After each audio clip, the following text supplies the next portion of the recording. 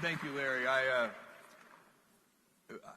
We'll make a decision before the end of the year. That's all I can say on that topic. We're excited to make that decision. Okay, thank you so much. And I hope your wife is spending some of that money on Amazon. Absolutely. Good. Absolutely. One of the reasons we're happy to have you is you are right in the wheelhouse of everything that's been going on here the last few days, especially as we talk about innovation. And I think if anyone epitomizes innovation, it's you and your companies. So a lot of questions that have come up the last few days is, how do you encourage employees to be innovative? We've talked a lot here about the frozen middle, how folks will have ideas and they can't get them through. Yeah. A lot of folks are worried about the risk, what's going to happen if I make a mistake. How do you encourage your employees to be innovative? Well, this is a fantastic and important question. To be innovative, you have to experiment. If you want to have more invention, you need to do more experiments per week, per month, per year, per decade. It's that simple. You cannot invent without experimenting. And here's the other thing about experiments. Lots of them fail. If you know it's going to work in advance, it is not an experiment. And what happens in big organizations, Amazon's a big organization now too, the Air Force is a big organization, is that we start to confuse experimentation with operational excellence. So operational excellence is one of our 4 key principles at Amazon. We're building a fulfillment center. We've built over 150 large fulfillment centers around the world now. We know how to do that. That is not an experiment. If we build the 151st fulfillment center and screw it up, that's just a failure. That's not the kind of failure we're seeking.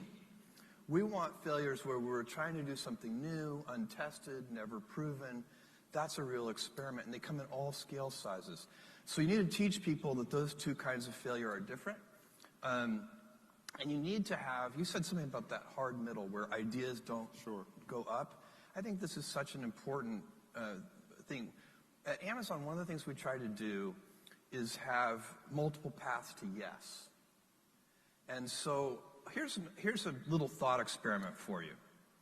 If you are a junior executive at Amazon, and if Amazon did this in the typical kind of corporate hierarchy way, you had an idea. You need to get your boss to greenlight that idea. And then your boss's boss needs to greenlight that idea. And then your boss's boss's boss needs to greenlight that idea. There are probably 5 levels or more before that idea gets the go-ahead. Assume instead that you're an entrepreneur with a startup company idea and you need venture capital. You go to Sand Hill Road and you go to the first venture capitalist and they tell you no. And you go to the second one and they tell you no. Maybe your 20th one tells you yes. You got 19 no's and 1 yes, and you're still good to go. So that venture capital model there's multiple paths to yes. There were 20 people who could give you a yes, and it didn't matter how many gave you a no.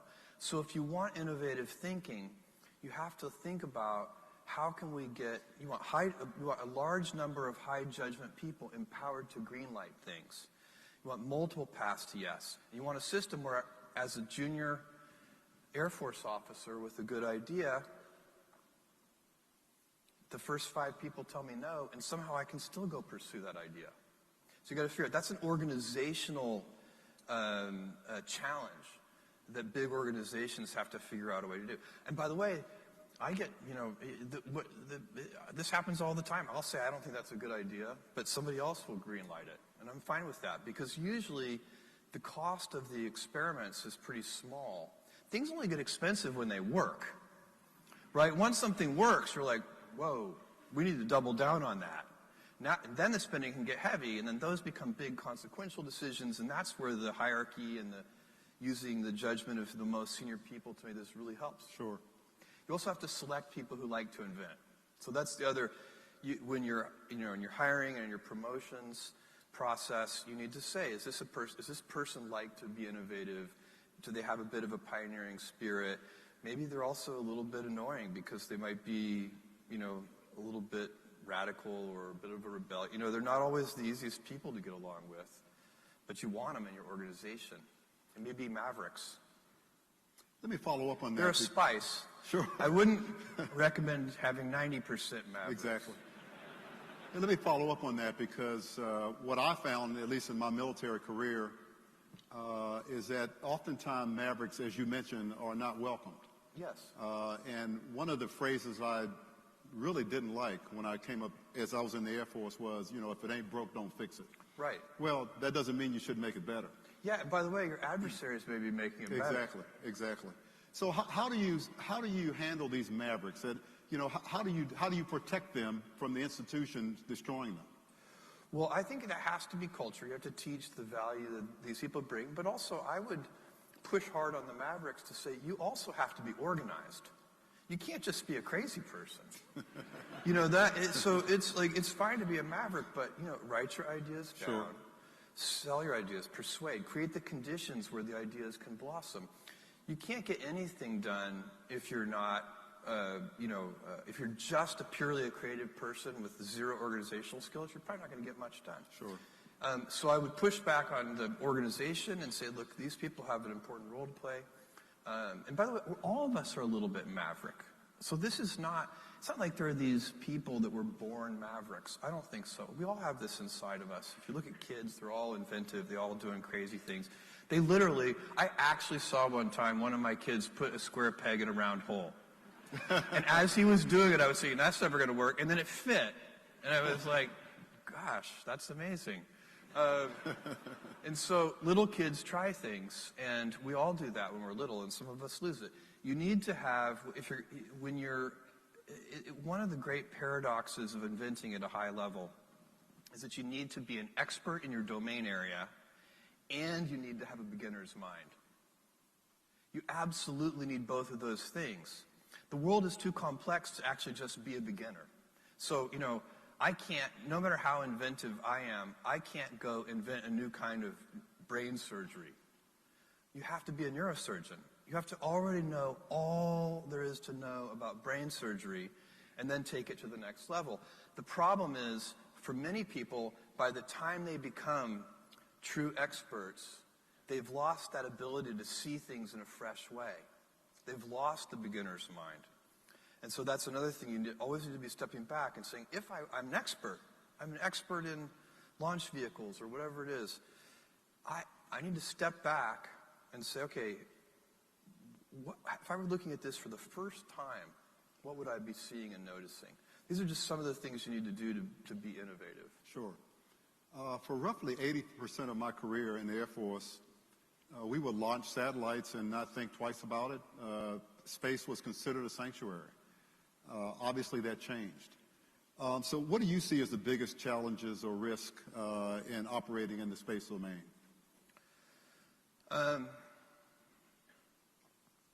Well, let's start with the fundamental principle. You never want a fair fight. That's for a boxing ring. Outside of a boxing ring, a fair fight is just bad strategy.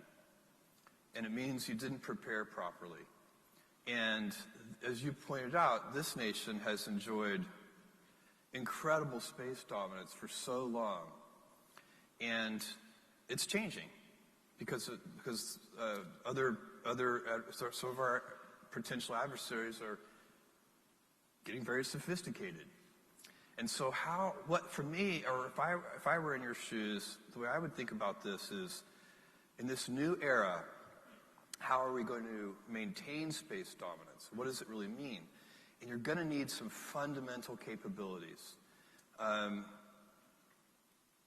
You have to be able to go to space more frequently with less lead time. If you said, Larry, Jeff, I have a mission for you. I need you to control this piece of terrain over here. But there are some constraints. I need you to control that piece of terrain, but you can only visit it once a month with a lead time of 2 years. I've just been given an impossible mission. And by the way, when you translate that to space, I'm being very generous with the once a month and the 2-year lead time. The reality is worse than that.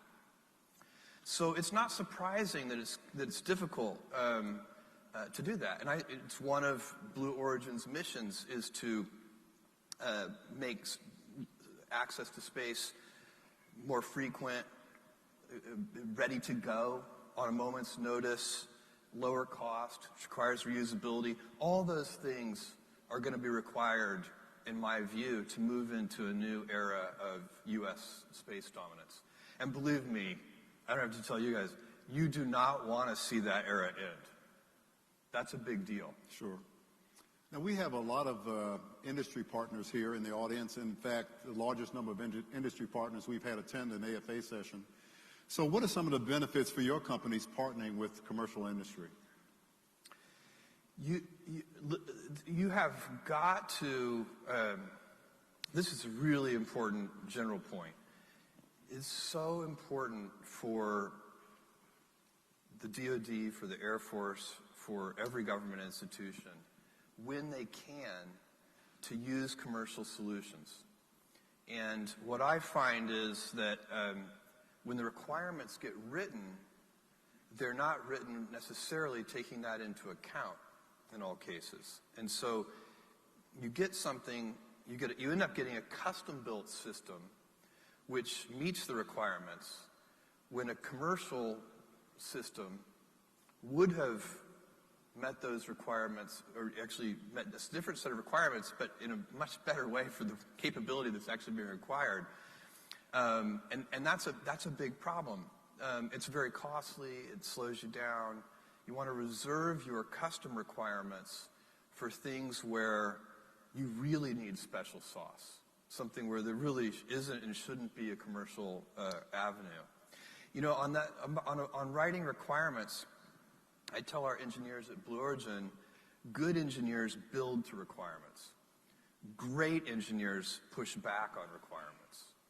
And that's what you need to do. You need to say, is this requirement really needed? Because if we can waive this requirement, then we can use this commercial system. And if you look at, I'd give an example from my own world, which is Amazon Web Services. We're now seeing, fantastic growth from both companies and government institutions and the CIA and the DoD using our using our compute cloud instead of building their own systems. And the reason these companies are doing that instead of building their own data centers in these government institutions and DoD and so on is because the capabilities that they get, there are some reasons, but one of them is that the capabilities they get keep improving kind of auto-magically without any effort. And part of what's going on there is in a system like that, you want co-customers because the co-customers drive the product forward. If you're the only customer of a software system, you're the only one driving it forward.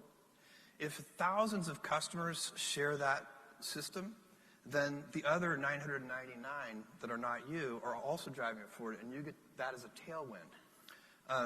Is that the analogy I'll give you is that of a personal physician. The last thing you want, Larry, is a personal physician who only services you.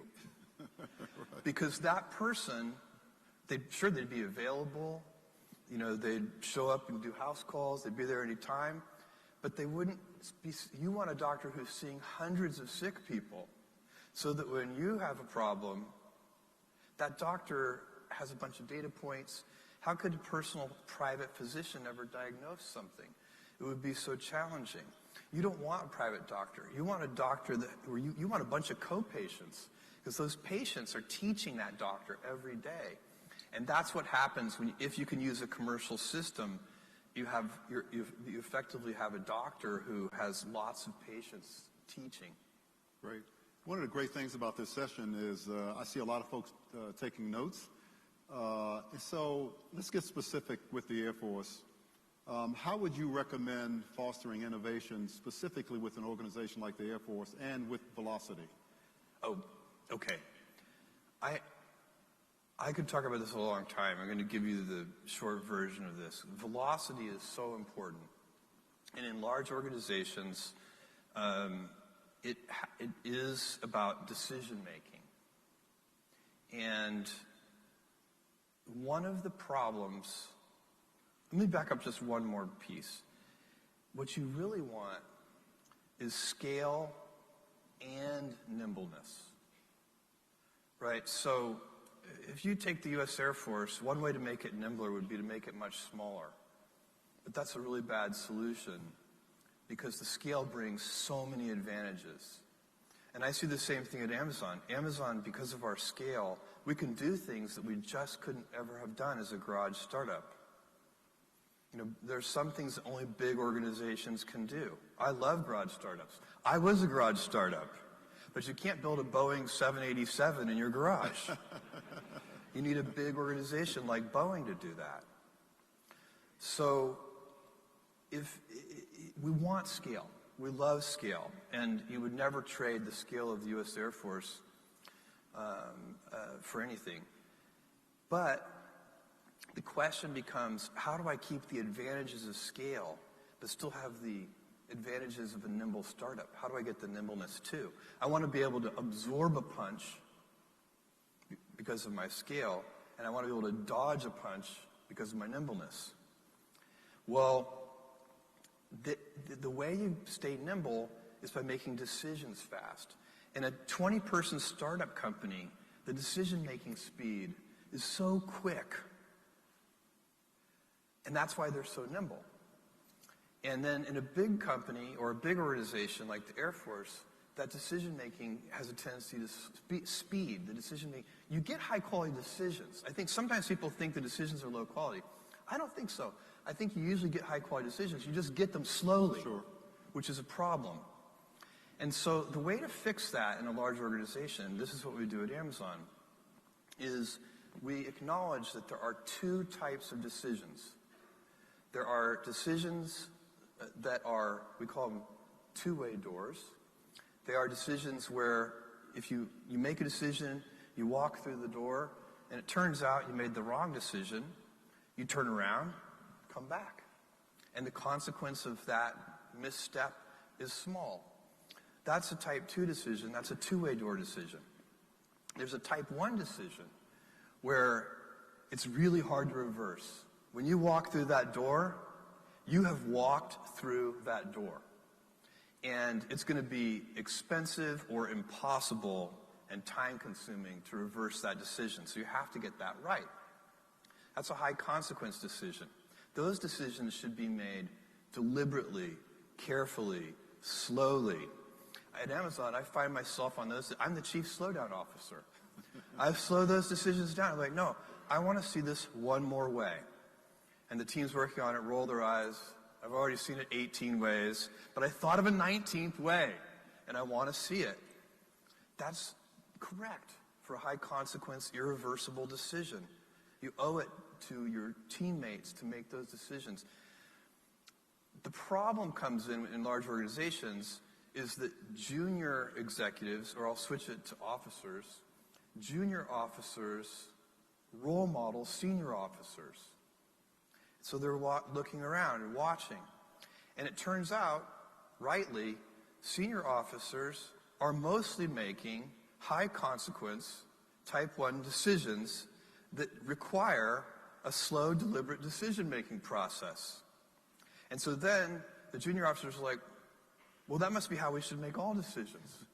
We'll make all decisions with that heavyweight process. And so now even trivial decisions end up going through a lot of extra unnecessary process to be made, when really many of those decisions should be made by very small teams or by even single individuals with good judgment, knowing full well that they could be reversed. And the senior leadership can set the tone on that. They can say, no, why this decision, why are so many people involved in this decision? I want Jill to make this decision. And whatever Jill decides is fine, and guess what, Jill? If you get it wrong, it's okay. We're just going to back up and do it again. I don't want you to talk to anybody about this. Just go make it.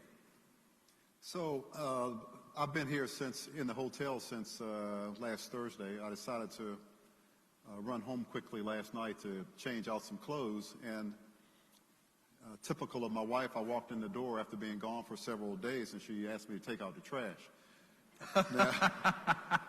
Now, she saved it for you. She did. But I didn't want to take out the trash, so I was considering, okay, she asked me to take out the trash. Now, what's the risk of me not taking it out? So we're all, this is a group of innovators. Over a beer, I want to hear how this ended up. Okay. The Air Force was birthed on innovation, so you have a generally innovative crowd here. However, there is a balance between innovation and risk. Yes. How do you balance those two? Well, here's what I would say is that the winners, when you're doing these experiments, winners pay for thousands of losers. That's a good point. So when you're talking about, to put it in Amazon terms, we've had a few gigantic winners at Amazon. We've had Amazon Prime, our membership program. Amazon Web Services has been a gigantic winner. Our marketplace business, where we let third-party sellers compete against us on our primary retail real estate.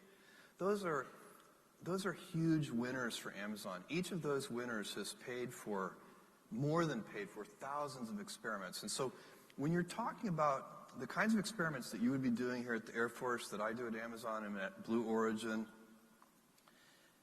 the positive outcome is very long-tailed. You can get just gigantic. It's an analogy in baseball. Everybody knows that if you swing for the fences, you're going to hit more home runs, but you're also going to strike out more. And in baseball, the most runs you can score when you're up at the plate is 4. Your upside is capped. It's not long-tailed. In business, and I bet it's true here at the Air Force as well, that upside isn't really capped. Every once in a while in business, you step up to the plate, you swing as hard as you can, and you get 1,000 runs. And so that long-tailed distribution of those possible outcomes is what makes experimenting worthwhile. And so when you're balancing the risk, you say the most I can lose is the cost of the experiment. And the value of the invention could be uncapped. We obviously live in a very diverse world, a very diverse country, and a very diverse Air Force. What role does diversity play in innovation? Not just race, ethnicity, or gender, but also background. I think all of those types of diversity play a role in invention and innovation. And what I have seen, the kind of invention that I do every day, and it's going to be very similar here just because of the size of the organizations and the size of the things that you're trying to accomplish. This is team invention. It is not, by the time we end up, Echo is the Echo Alexa, speaker. That is an example of an invention that no customer asked for. If we had gone to customers, 6 years ago or 7 years ago, whenever it was that we put Echo on the drawing board, customers, and we said, look, would you buy a black cylinder that you plug into the wall in your kitchen and you can ask it what time it is, set timers, ask it what the weather is, ask it to play music for you? They'd have been like, no, I will not buy that. And so we invented that, but there was no single person who invented it. It was team invention. And people come at these things because of their diverse backgrounds, which I think does include gender and race and everything else, but also certainly, did you come from a wealthy family? Did you come from a broken home? All these things lead people to think in slightly different ways. And so when you do that team invention, you want people in the room thinking very differently. You're going to end up with a more robust invention. Our Chief and Secretary have talked a lot this week about talent management and growing leaders. When you recruit folks for your company and you mentor folks in your company, how are you recruiting and mentoring and raising the next Jeff Bezos? Well, it depends on the seniority of the person you're talking about. I teach a senior leaders class at Amazon, which I enjoy, and there I teach a bunch of different things. But one of the things that really resonates with the folks that I teach there is stress management. And I offer to people that it's part of their job to make sure that they don't get burned out. And I point out to them, I'm a member of the Business Council, and I meet with lots of other kind of Fortune 500 CEOs from time to time. And I often hear them talking about how stressed they are, and there seems to be, I think, this idea that if the more senior you are, the more stress you should have. I think that's the opposite. Because the more senior you are, the more control you have over your environment. To a large degree, you get to pick who your senior staff is. To a large degree, you get to pick your schedule. To a large degree, not 100%. Nothing's 100% in this world.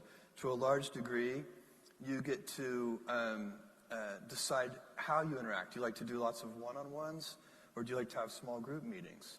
You have, as a senior executive, you have a lot of control. And what I find is sometimes people forget that they have that control as a senior executive or as a senior officer. They forget that they can construct, to a certain degree, their work environment every day.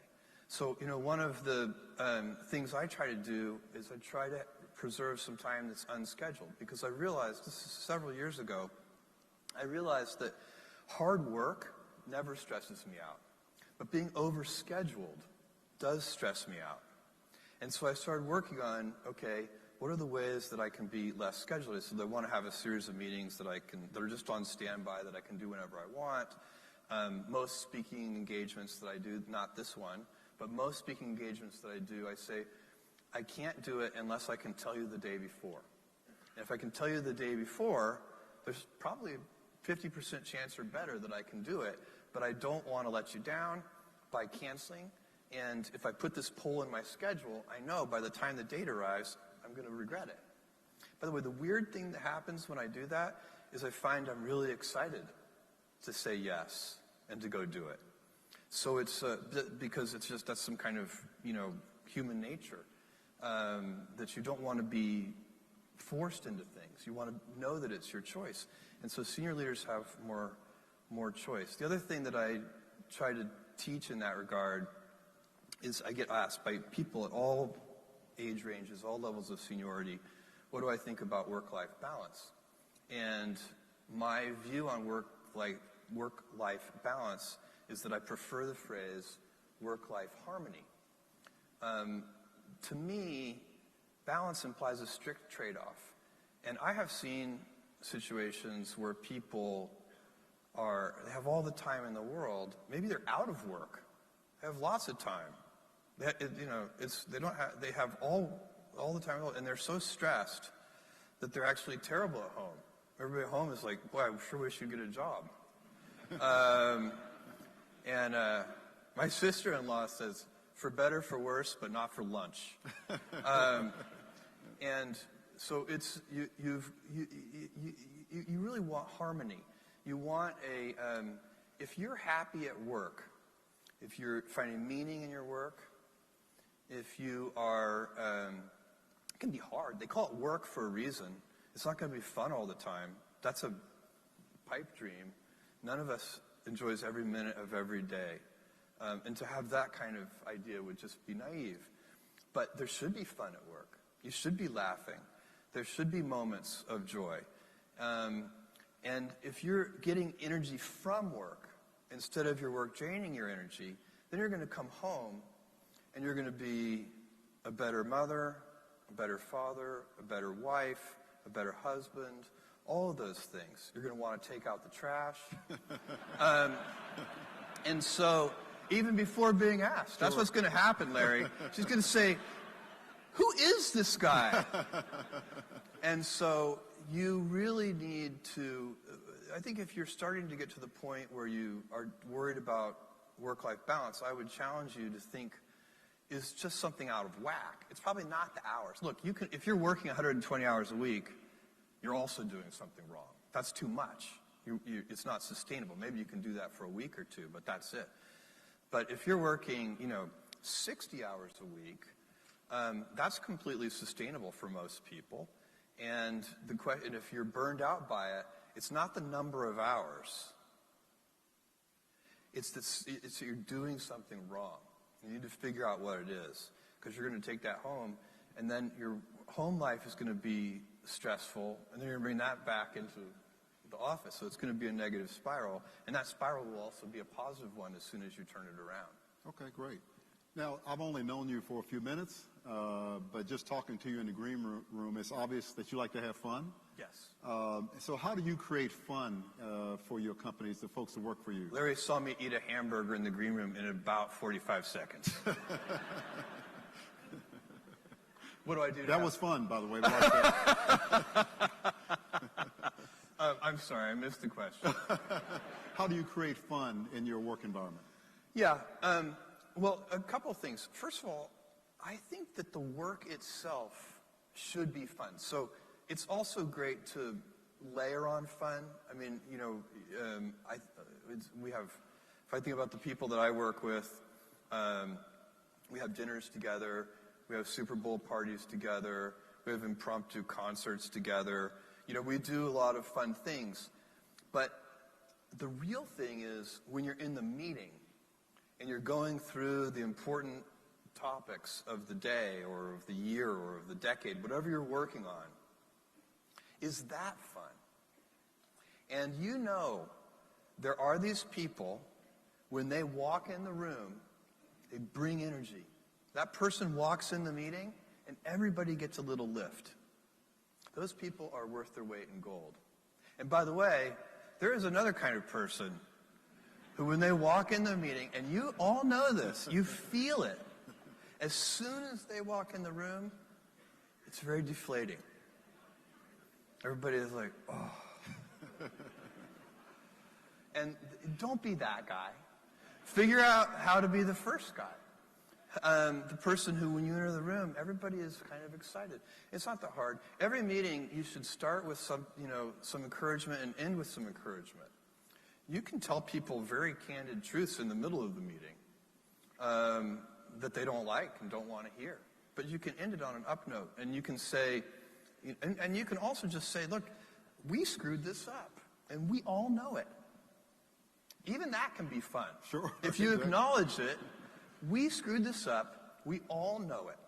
Let's figure out how. Let's find the root cause. I believe in root causes. Finding root causes, fixing root causes, slow is smooth and smooth is fast. Everything I have ever succeeded at in life is because of that philosophy. Sure. There are a couple of things that are certain in life. We've all heard death and taxes. But there's a third one that I'm pretty confident about, and that is your bank account is quite a bit larger than mine.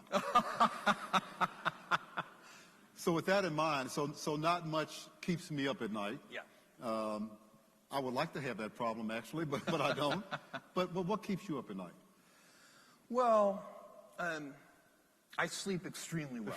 So just to put that out there, I am, even when I'm worrying over issues, it doesn't stop me from sleeping. I'm a gifted sleeper. But I know the way in which you mean the question. And at Amazon, because it is such a big company now, and it's grown so quickly. So I started the company in 1995. We opened our doors, so 23 years ago. I'm delivering all the packages to the post office myself. I don't know if you know anything about my personal background. You know, I was not born with a silver spoon in my mouth. My mother was pregnant with me in high school in Albuquerque, New Mexico. And believe me, in 1964, it was not cool to be pregnant in high school. My grandfather went to bat for her to keep them. They tried to kick her out of high school, and my grandfather said that you can't do that. It's a public school. She gets to finish high school.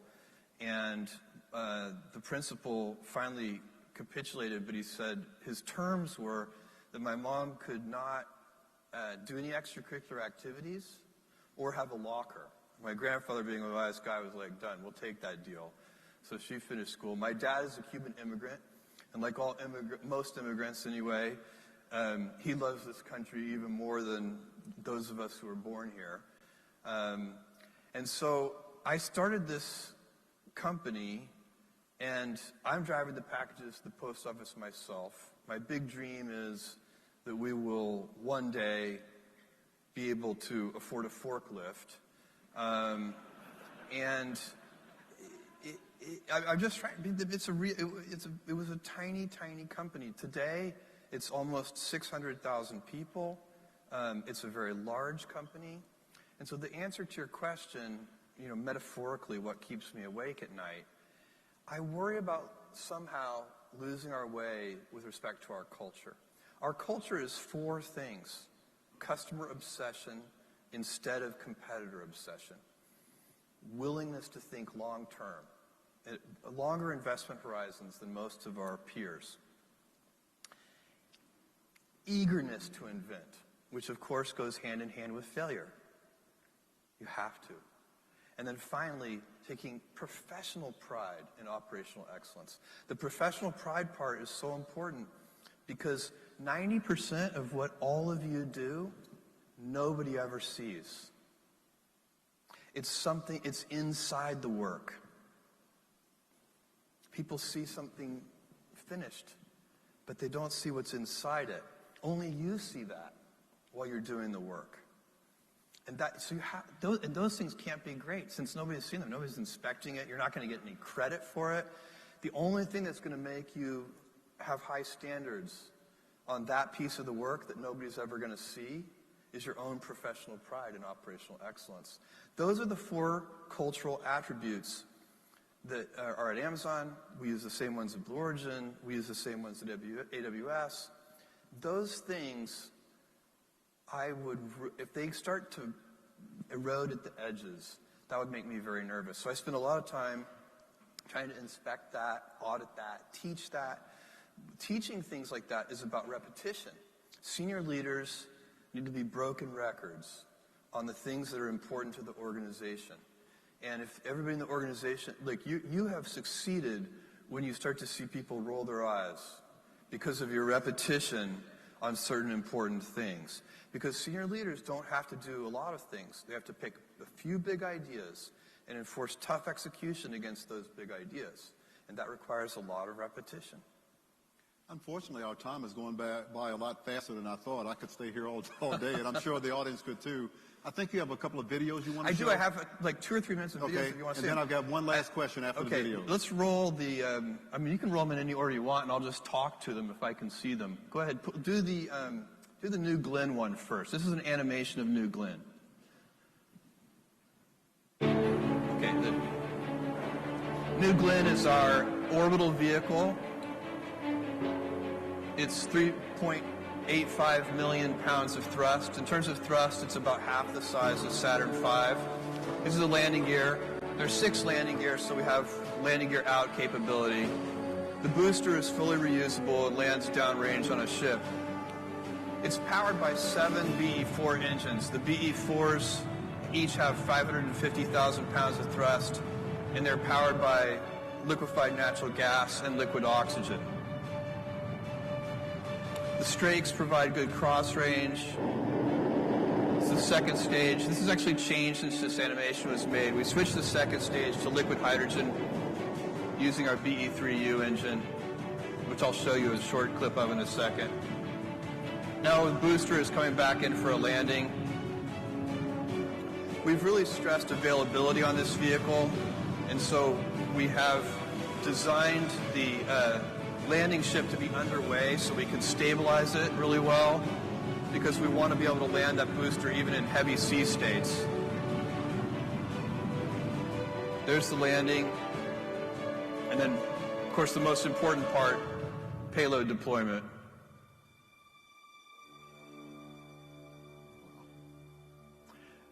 So, thank you. There's a big team of people working very hard to make all of that come true in the very near future. Next year, I will invest just over $1 billion in that program. If you play the, it doesn't matter what order, play the BE3 video, I guess, or whatever. Whichever one you play, I'm going to talk about. All right, here's the BE3. This is a very short video. BE3U, this is a truncated nozzle version of the BE3U. It's based on our BE3 PM engine, which is our new Shepherd engine, which is for our suborbital tourism market. This is the BE4. This is the 550,000 pound thrust engine. It's ox-rich stage combustion, liquefied natural gas, liquid oxygen. The test program's going very well. The team's doing a great job. Let's do the new Shepherd video real quick. This just happened. This is testing our escape system. We'll be putting people in space this coming year. This was our third kind of envelope test of the escape system. It's a solid rocket motor with 70,000 pounds of thrust that takes the crew capsule away from the booster. And this particular test was the high altitude. We were basically already in space just before main engine cutoff is when this would happen in real life. And it's one of the more stressing cases. Watching this PM touchdown landing never gets old for me. And then here comes the crew capsule, big windows.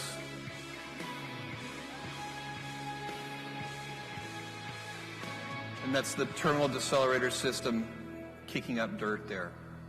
And now let's show the landing, the manufacturing facility and the launch pad in Cape Canaveral.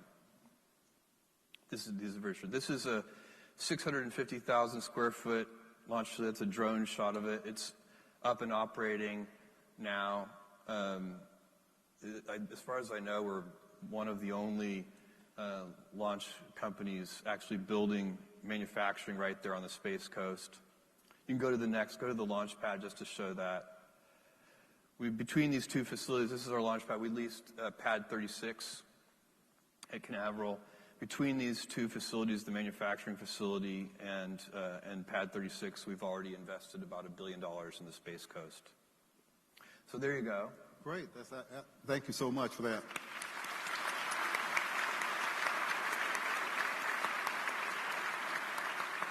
One of the reasons I like to talk about how much we've invested is I do want people, especially this audience, to know how committed we are to this.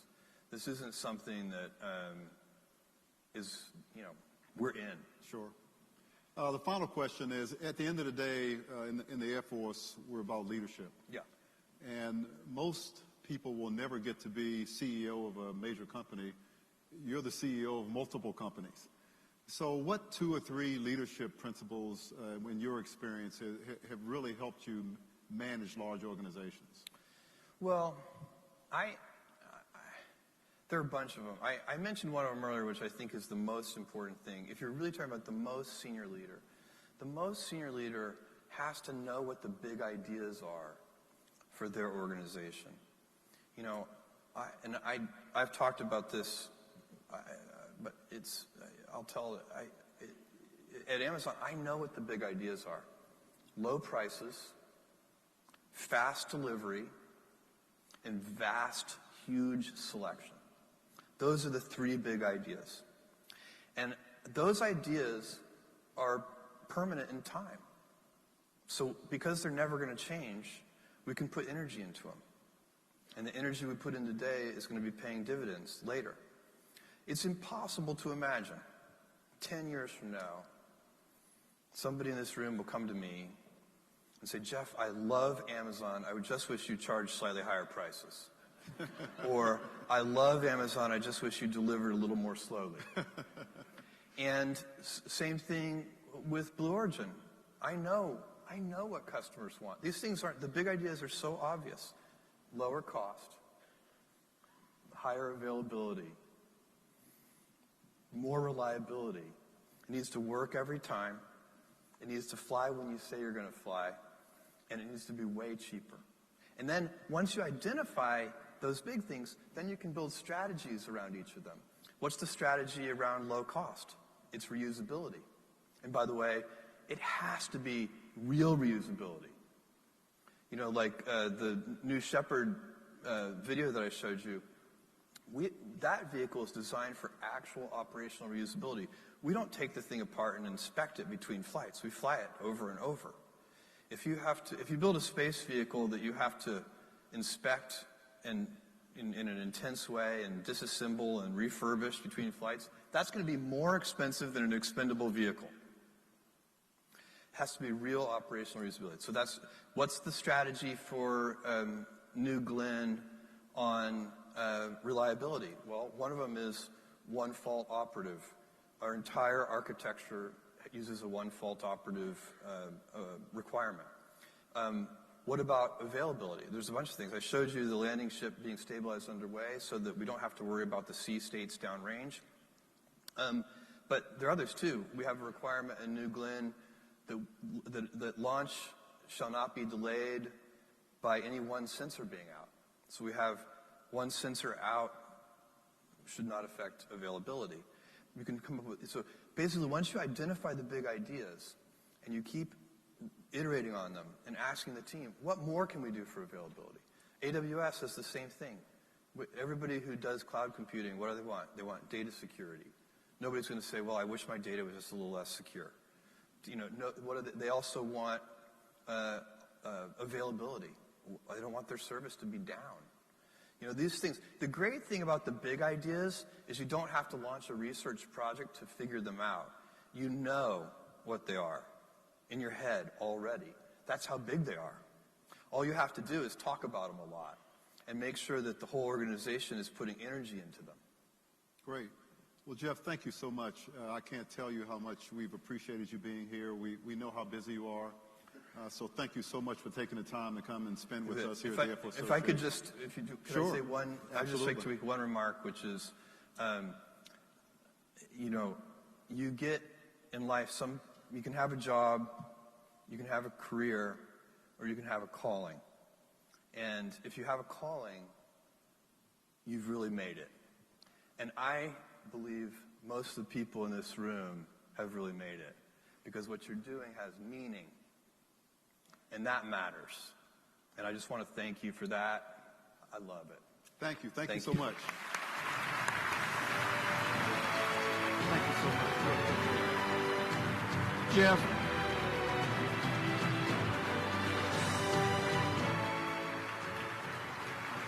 Jeff, General Spencer, sirs, to say that was enlightening, insightful, and amazing would be a gross understatement. So on behalf of our thousands of attendees, on behalf of about 100,000 Air Force Association members worldwide, we want to thank you for dignifying our conference with your presence. I'm so happy to do it. Thank you, We guys. have for you a print of the beautiful Air Force Memorial with the nice. Thunderbirds flying over it, and we hope you can display it proudly. I Thank will. You, sir. Thank you. You're very kind. Thank you very much. Thank you, guys.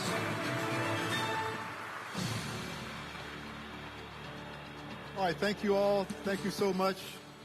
Ladies and gentlemen, thank you for being with us the last several days. We really appreciate it. I did want to announce that this is the largest attended conference ever. We saw more than 11,000